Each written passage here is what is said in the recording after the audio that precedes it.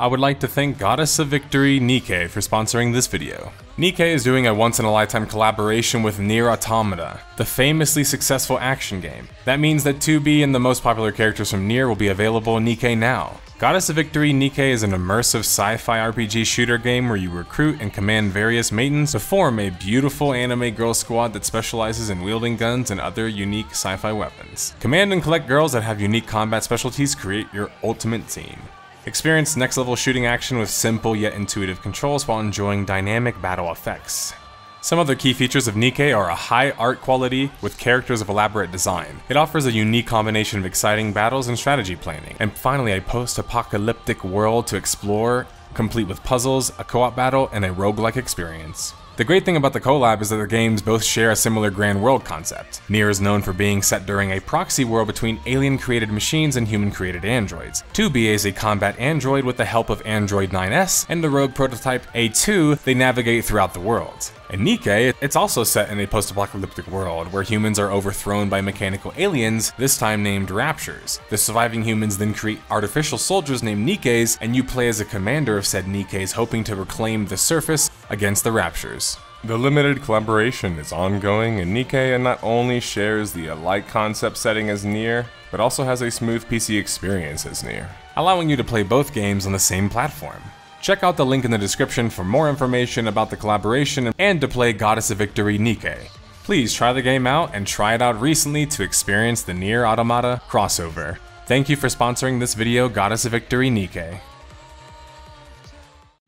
Recently, I have spent a lot of time talking about role-playing and socialization in online RPGs. This has led to some interesting discussions both in the comments and on our discord.gg/nerdSlayer. However, while discussing how socialization works in MMOs and online RPGs, I realized that there's not only some confusion concerning such, there's confusion concerning the very concept of solo play in the context of a world. Many commenters, and not just in recent discussion, but historically on my videos and elsewhere, have spoken about how they either enjoy MMOs or online RPGs that are soloable, or being able to be played solo, which is a bit of the problem that we will further expound on later in the video.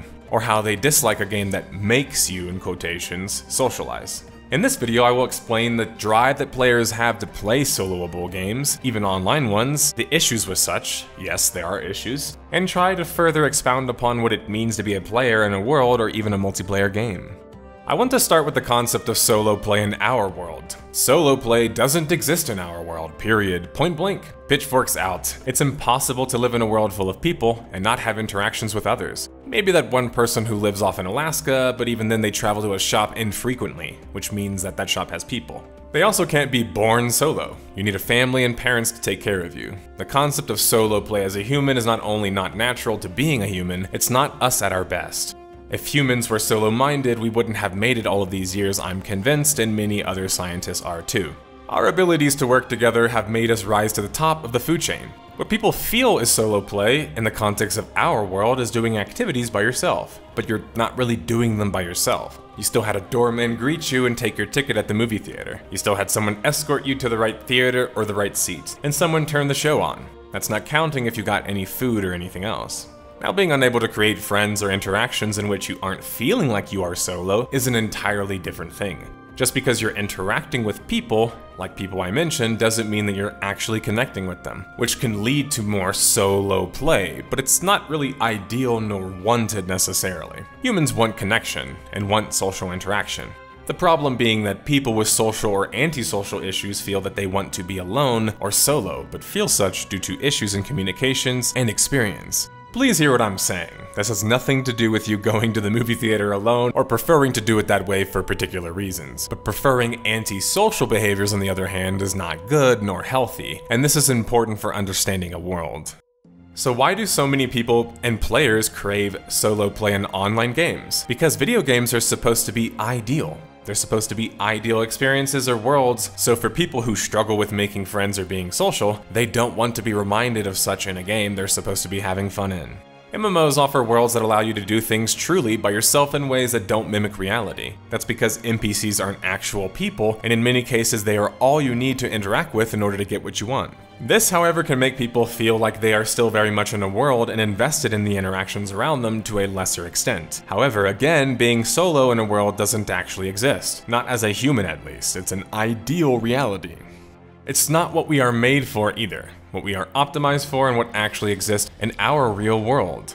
So that's why in video games it's so highly touted after, even in single-player games. You're suddenly able to have a social life while being alone. Think about the story and characters you learn about and encounter in a game like Final Fantasy XIV. You don't need friends in that game, or to socialize. You just need a group to find and complete the group content, if you so choose.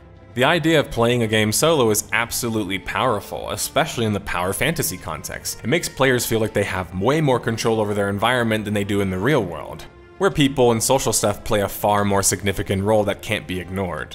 So nerdSlayer, you're saying that I can't play by myself? No, not at all actually, because you can absolutely try to do as many things in our world even by yourself. You just won't really get that far. So playing online games as a solo player without any intent to socialize or group means in most cases you're just playing in a suboptimal way. Having a preference is one thing. Wanting a game to be built for solo play is selfish and doesn't benefit the collective, just the individual.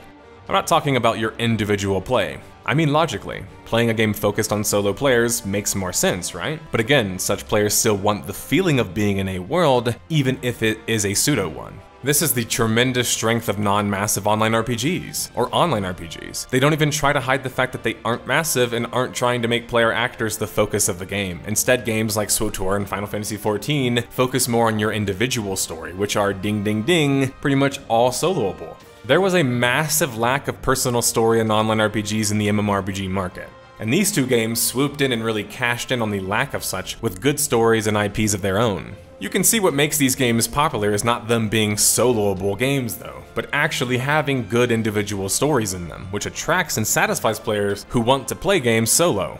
They end up becoming soloable games because the developers built the game that way, or in the case of Final Fantasy XIV, changed the game to be that way. Because massive content starts to shrink or disappear and suddenly all that is left is solo content, or small-scale content even. While this is wanted and celebrated by those who are enjoying the games, with the lack of massive and group content, suddenly you question why are you even playing an online game in the first place when you prefer the solo experiences. That's always been my problem with online RPGs who focus so much on personal story, yet also try to be massive at the same time, even if just architecturally speaking. So should and how can developers appeal to solo-minded players? Well, absolutely, right? Developers can and should appeal to solo-minded players by adding individual stories like we just mentioned, or narratives to their worlds or games. Class stories, leveling stories, and more. SWTOR has arguably the best solo player experience because of this. SWTOR has multiple 1 to 50 leveling experiences that feel like an entire RPG experience in themselves. These are not only attractive for solo players, as they are individual stories with choices, they are made for solo players in SWTOR.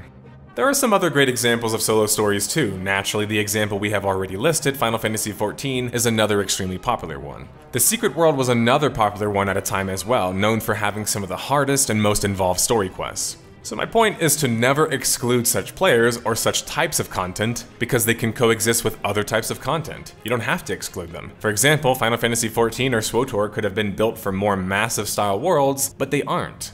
And it's probably better that way. So while they offer the best story experiences in online RPGs period, they offer very lackluster worlds and massive experiences.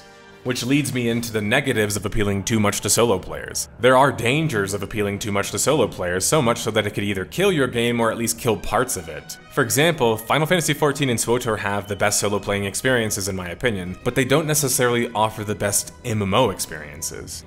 Let me elaborate before Final Fantasy XIV fans attack me without listening much. MMORPGs are massive multiplayer online RPGs, massive being a key part of it. Yoshi P in the Japanese market doesn't see Final Fantasy XIV as a massive online RPG in the same way that the Western market does. And it makes sense, the game has very little in the way of massive. Like I can count on my hands what's massive in the game, but SWTOR is far, far worse because they removed a lot of their massive content over time because it just wasn't functioning very well.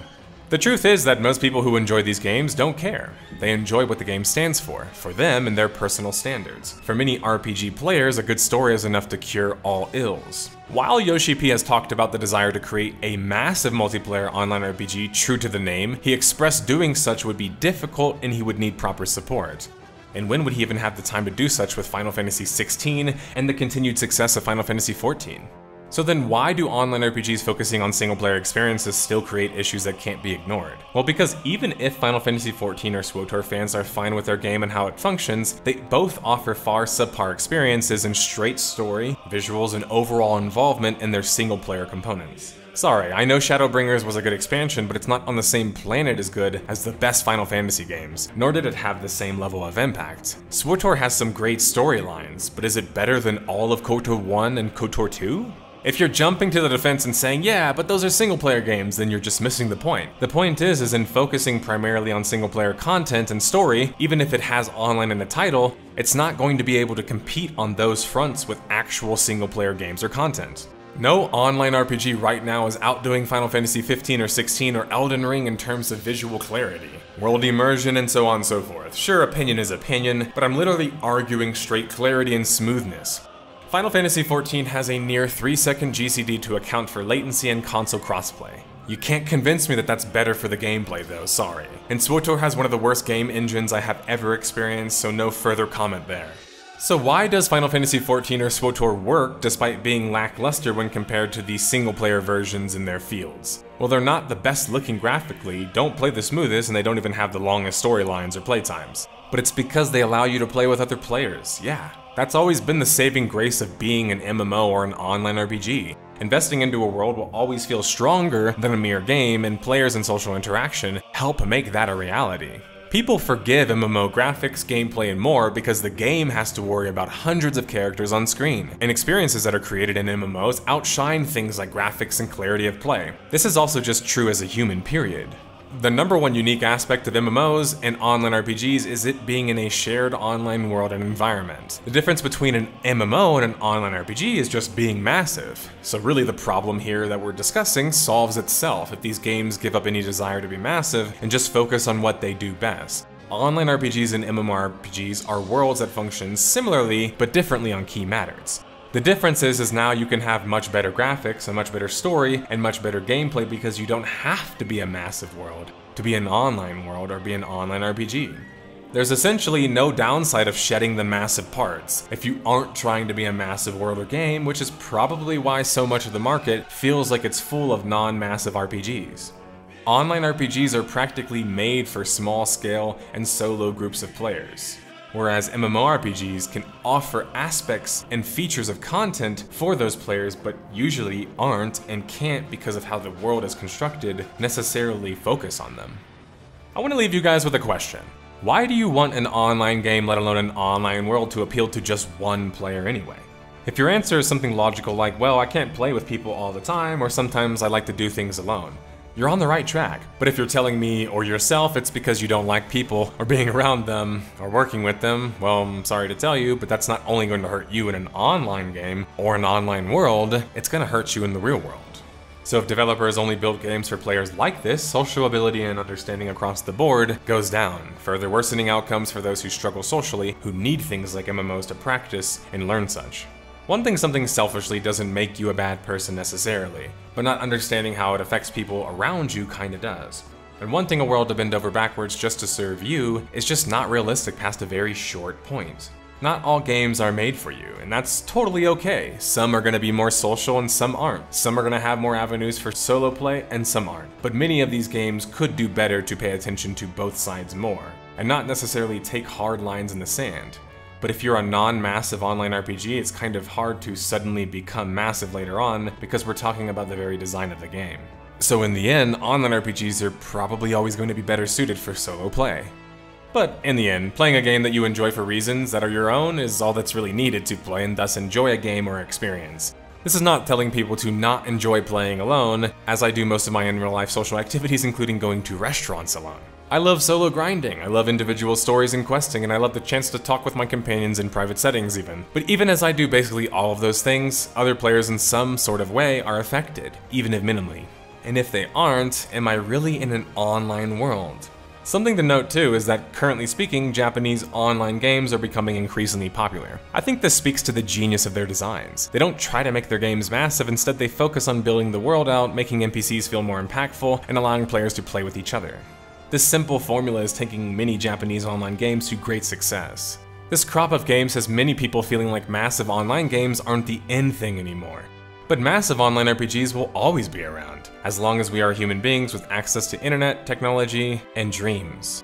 Because the massive variant of online RPG is about dreaming big, and tries to imagine players as the actors in the world moving all of the pieces around. And that sort of content and experience where zones are massive and thousands of players are possible on screen, or in the same zone, will always have a place in online gaming. Because that's where our imagination goes to roam, where we can truly immerse ourselves into another world. But the massive variant of online game and the non-massive variant of online game can both, at the very least, provide a place for solo players to thrive, a place for them to turn solo into group play. Because it's not about being unfriendly to solo players, it's about one of them just being simply designed better for solo players. Thanks for watching.